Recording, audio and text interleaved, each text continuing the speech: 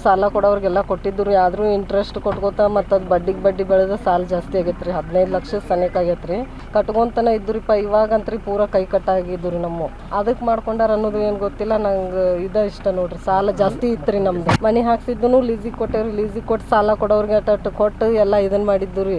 8 ಲಕ್ಷ ರೂಪಾಯಿ net amount ನನ್ನ ಅಕೌಂಟಿಗೆ ಬಂದಿತ್ತು. ನಾನು ಆಮೇಲೆ ಅವ್ರಿಗೆಲ್ಲರಿಗೆ ಕೊಡೋರಿಗೆಲ್ಲ ಕೊಟ್ಟು ಪೂರ ನಾನು ಬಂಗಾರ ಒತ್ತಿ ಇಟ್ಟು ಕೊಟ್ಟಿದ್ದೇನೆ ರೀ ಸರ.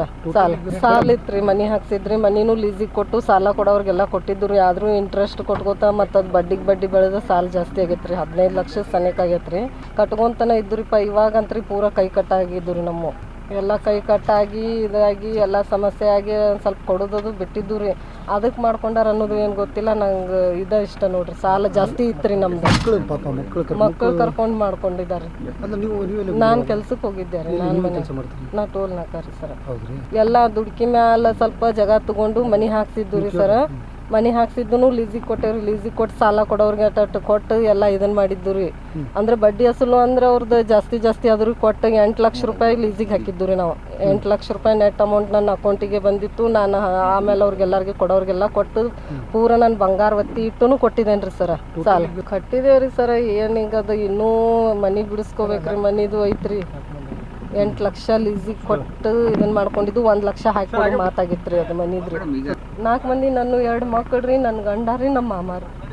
ಮಕ್ಕಳು ಬೆಳಗ್ಗೆ ಮಾತಾಡ್ಯಾರ. ಬೆಳಿಗ್ಗೆ ಆಟ ಆಡತ್ತಿದ್ದ ನಮ್ಮ ಸಣ್ಣ ಮಗ, ನಮ್ಮ ಮಾಮನ ಮಗ, ನನ್ನ ಮಗ ಕೂಡಿ ಆಟ ಆಡತ್ತಿದ್ರು. ಬೆಳಗ್ಗೆ ಮಾತಾಡಿ. ನನ್ನ ಹೆಸರು ಶಿಲ್ಪ ರೀ. ಸುಮಾರು 2 ಗಂಟೆಗೆ ನಮಗೆ ಮಾಹಿತಿ ಬಂದಿದೆ. ಇಲ್ಲಿ ಯಲ್ಲಮ್ಮ ಗುಡಿ ಹತ್ತಿರ ಒಂದು ಬಾವಿ ಇದೆ. ಚಿಕ್ಕಮಲ್ಲಿಗೆವಾಳ ಊರು, ಧಾರವಾಡ ಗ್ರಾಮೀಣ ಪೊಲೀಸ್ ಠಾಣೆ ಬರುತ್ತೆ.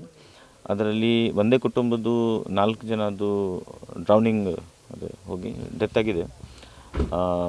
ಈಗ ನಾವೇ ಸ್ಪಾಟ್ಗೆ ಬಂದು ನಮ್ಮದು ಪ್ರೈಮರಿ ತನಿಖೆ ಸ್ಟಾರ್ಟ್ ಮಾಡಿದ್ದೀವಿ.